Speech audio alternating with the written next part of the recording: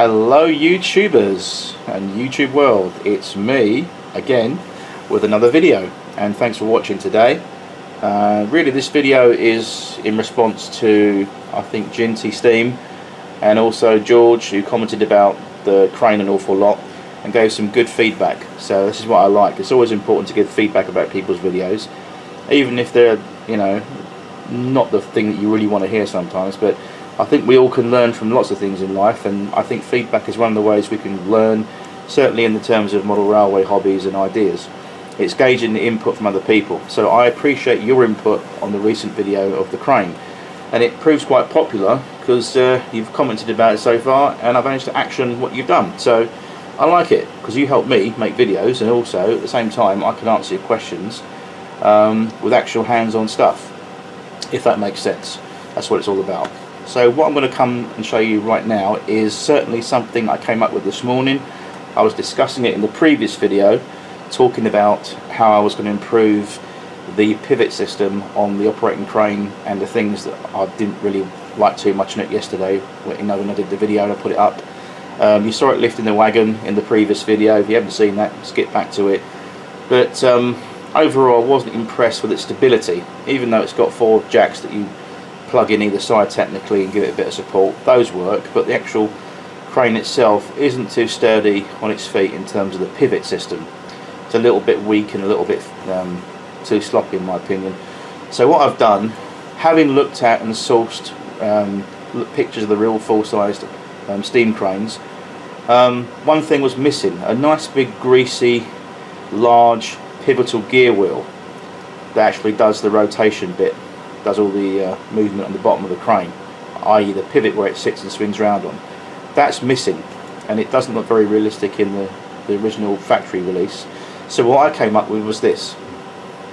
I'll bring the crane down and show you. Hopefully you'll like what I've done and understand the logic as to why I've done it, not just because of your comments and feedback, but operationally I wanted something a bit better. So anyway, I'll talk you through it and show you. So obviously it still rotates, in my opinion, much better now, and it's not all over the place. At least it's sitting reasonably flat, as you can see. And what I've done is this: I've put a large washer, bring up to the camera, you can see that. I've put a large plastic washer around the base of the crane, glued it in place, and then painted it greasy black.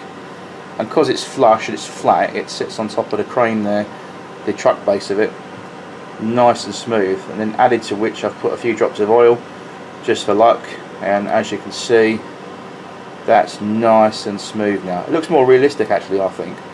So that silly little red peg that it was sitting on to me was a little bit silly, and it wasn't really sort of man enough for the job, if you like.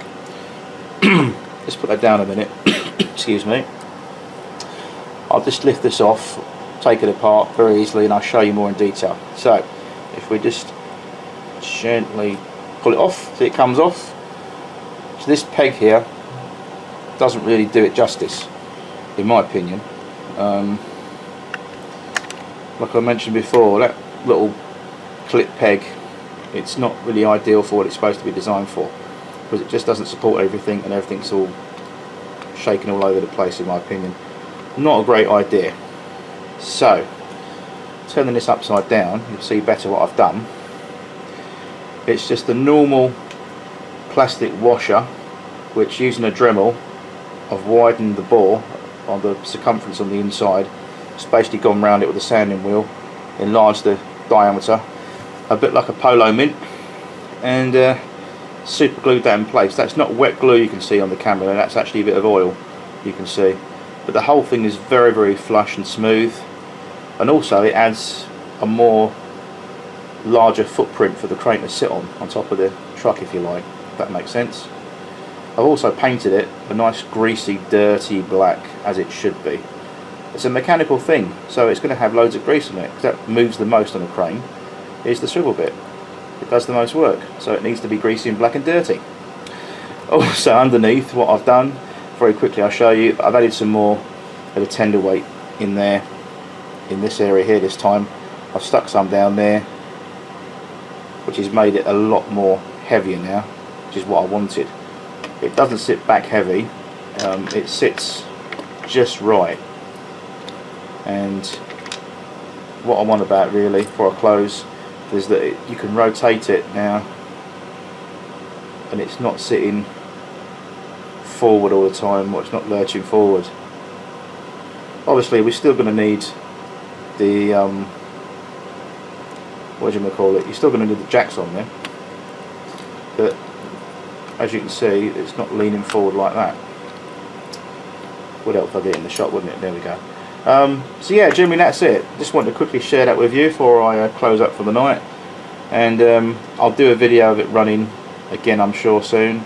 In the meantime, thanks for watching. Hope you enjoyed the update. I'll zoom out, and thanks for watching.